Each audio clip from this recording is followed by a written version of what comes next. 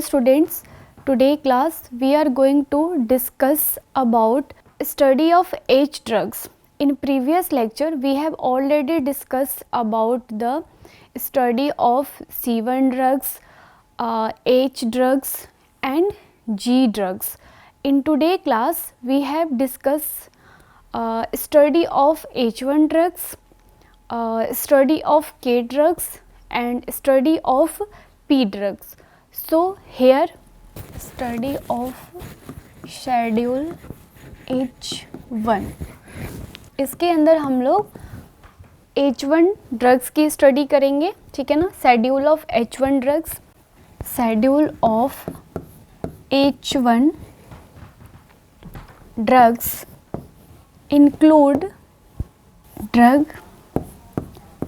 includes sensitive antibiotics. ठीक है, H1 drugs के अंदर जो है सेंसिटिव एंटीबायोटिक्स आते हैं and this drugs are habit forming drugs. ठीक है, this drugs are what, habit forming drugs and this are sensitive antibiotics and also this drugs are habit forming drugs. Clear है? And this drugs are not taken without supervisions and without prescription of RMP. These drugs are not taken without supervision and without prescribed या without prescription of RMP. RMP stand for Registered Medical Practitioner. सो ये drugs जो है habit forming drugs होती हैं. Means इस drug की अगर habit बन जाए तो ये ड्रग्स बहुत मुश्किल से छूटती हैं. ठीक है, इसलिए इस ड्रग को जो है without supervision, without medical practitioner के जो है इस ड्रग को हम लोग नहीं ले सकते हैं. ठीक है, this schedule was implemented to strictly regulate included drugs for general public welfare. Study of H1 schedules. These schedules are included sensitive antibiotics. ठीक है, ये सारी सेंसिटिव एंटीबायोटिक्स की जो ड्रग्स होती हैं वो आपके H1 ड्रग्स कैटेगरी के अंदर आती हैं, H1 शेड्यूल में आती हैं. ठीक है, और आपके हैबिट फॉर्मिंग ड्रग्स होते हैं जो कि विदाउट सुपरविजन्स या विदाउट आरएमपी के प्रिस्क्रिप्शन के जो है ये दवाई को हम नहीं ले सकते हैं. ठीक है, इस ड्रग्स को जो है नहीं लिया जा सकता. ठीक है, then this schedule was implemented to strictly regulate included drugs for general public welfare. So next देखेंगे हम लोग list of schedule H1 drugs. List of H1 drugs की फर्स्ट लिस्ट में क्या है आपका alprazolam. Next one is balofloxacin. Next one is capreomycin. Next one is cefetamet and next one is cefixime and so on. और भी हो सकते हैं. ठीक है, so this drugs comes under the schedule H1 drugs and this drugs are habit forming drugs and these drugs are sensitive antibiotics, so that these drugs are not taken without supervisions and not prescribed without RMP. ठीक है, इसलिए इस drug को जो है without सुपरविजन्स या without registered medical practitioner की जो है नहीं लिया जाता है. ठीक है, नेक्स्ट हम इसके कंडीशंस देखेंगे. Conditions of H1 drugs. So condition of H1 schedule H1 drugs is supply of drugs specified in schedule H1 shall be recorded in separate register. आपके H1 ड्रग्स जो हैं, H1 ड्रग्स के record को जो है separate register में record करके रखना पड़ता है. इसके लिए एक तरह से सेपरेट रजिस्टर को बनाया जाता है और इस रजिस्टर के अंदर जो प्रिस्क्राइब्ड कर रहे हैं उसका नाम, मीन्स जो भी डॉक्टर्स हैं या जो भी मेडिकल सुपरविजन्स हैं या जो भी आपके फार्मासिस्ट है उनका नाम, पेशेंट के name and their address should be mentioned for H1 drugs. ठीक है, जो भी H1 ड्रग्स को दे रहे हैं, जो भी मेडिकल सुपरविज़न, वो सबसे पहले तो खुद के name, then patient name, then their address should be mentioned here. So मैंने क्या क्या बताया? फर्स्ट इज जो मेडिसिन दे रहा है, medicine giving their name and drugs giving their name should be also mentioned, then patient name and their address of the prescriber, and इसकी drugs की quantity means amount, how much amount drugs should be prescribed. So these are the basic conditions of H1 drugs. जो drug को दे रहा है, ठीक है, उसका नाम, पेशेंट नेम, ठीक है, and their address of the prescriber and then drug quantity should be also mentioned for the condition of schedule H1 drugs. And one more thing is also important, for this record should be mentioned for every 3 years for the inspection. ठीक है, अगर कोई inspector आता है, ठीक है, inspection के लिए, और वो चेक करता है, तो उसके लिए 3 year की पूरी डाटा जो है, पूरे रिकॉर्ड्स को जो है आपको दिखाने पड़ सकते हैं. सो इस शेड्यूल के अंदर ये सारे कंडीशंस आते हैं. अब नेक्स्ट देखेंगे हम लोग warning of this schedule. So now warning of this schedule H1 drugs is dangerous to take. क्या है आपके लिए? डेंजरस है, ठीक है ना, dangerous to take this prescription except in accordings with medical advice. With what? Medical advice. So इस drug को जो है विदाउट मेडिकल सुपरविज़न की जो है, अगर आपने इस ड्रग को कंज्यूम किया है, अगर इस ड्रग को आपने टेक इन किया है, सो ये ड्रग जो है आपके लिए डेंजरस कॉज कर सकता है, डेंजरस हो सकते हैं. ठीक है, so these are the warning of this H1 schedule. Not sold be retail without RMP. Not to be sold by retail without the prescription of RMP. Prescription of RMP. ठीक है, that's why these are warning of the schedule H1 drugs. इसलिए इस drug को जो है warn किया गया है. क्यों? क्योंकि ये ड्रग जो है आपके लिए डेंजरस है. ठीक है, सो इसको जो है without medical advice, without medical supervision की जो है आप इस ड्रग को टेक इन नहीं कर सकते हैं. हम लोग देखेंगे next, what are the difference between H and H1 drugs. Difference between H and H1. So this is not, there is not major difference of H1 and of H and H1 schedule. All clear?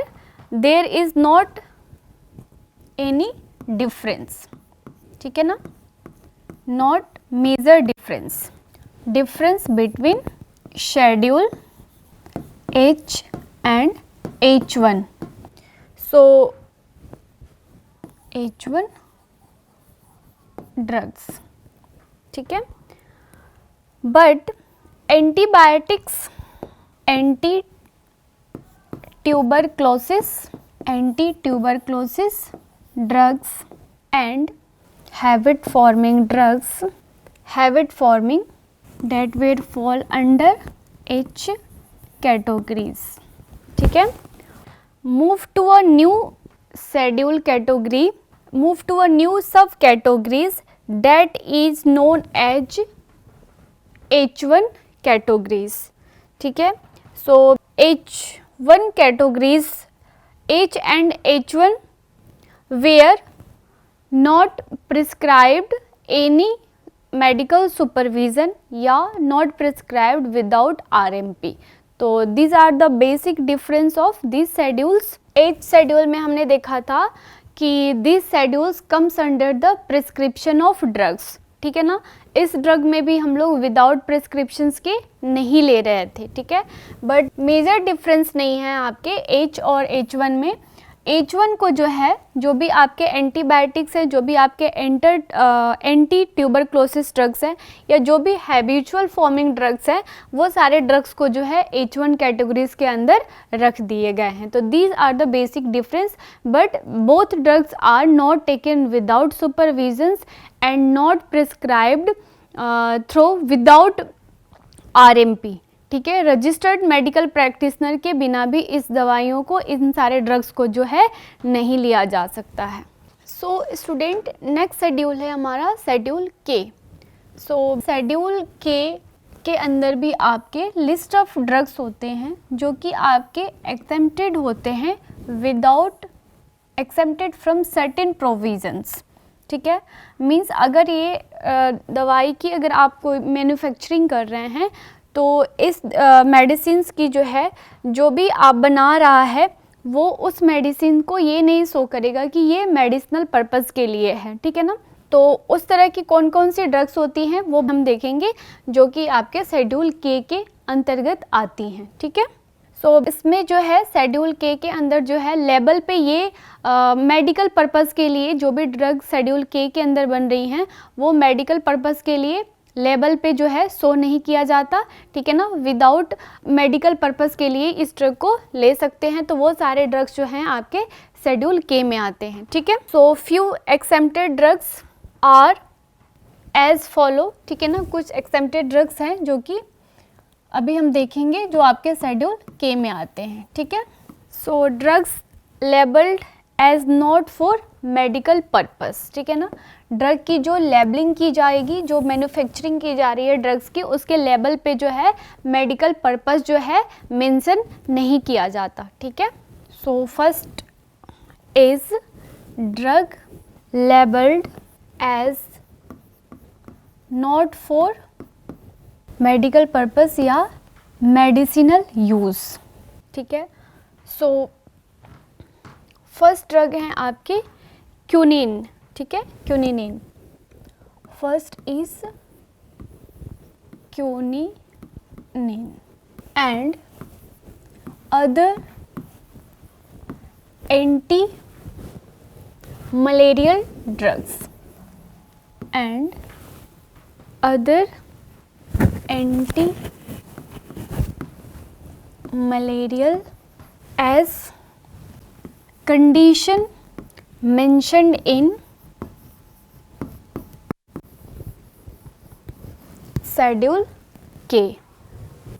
Next is drug supplied by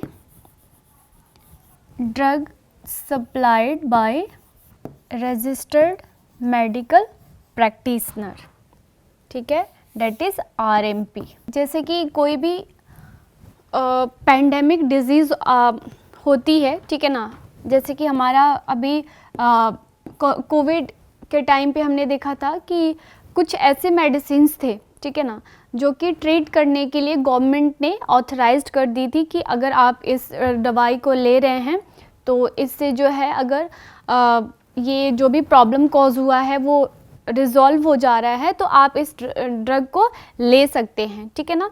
but इसमें एक difference क्या बताया था मैंने कि इस drug को जो है, जो भी ड्रग बना रहा है उसको जो है मेडिकल यूज़ के लिए ये लेबल्ड पे मेडिकल पर्पस जो है वो नहीं लिख सकता, ठीक है ना। तो ये सारे ड्रग्स जो है हमारे शेड्यूल के अंदर आते हैं, ठीक है। और this drugs are supplied by dispensary, hospitals and medical stores, supplied by dispensary, hospital, maintained, and this should be maintained or supported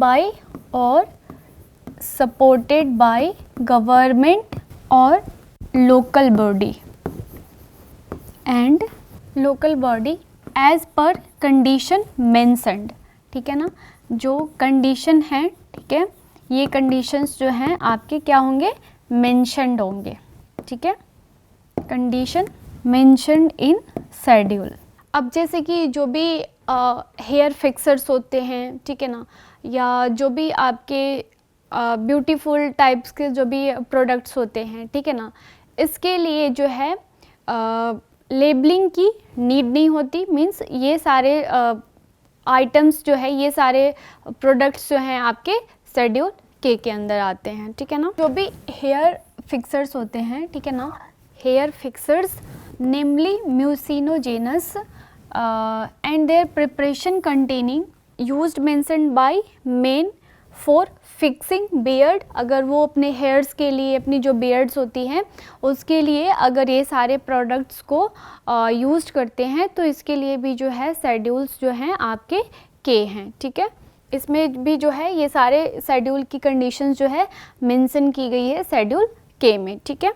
and then radio pharmaceuticals as per condition mentioned in schedule K।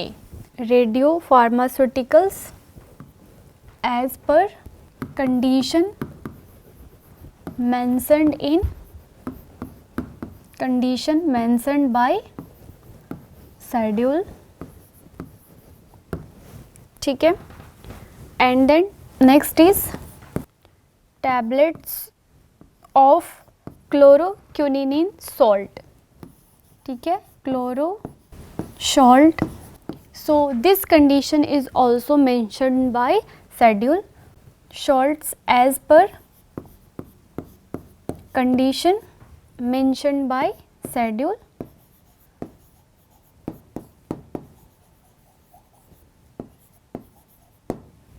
ठीक है। So students, आज की class हमारी complete हो गई है। Next class में हम लोग शेड्यूल पी एंड और भी जो भी रिमेनिंग शेड्यूल रह गई है वो हम लोग नेक्स्ट क्लास में कंप्लीट करेंगे। Thank you students.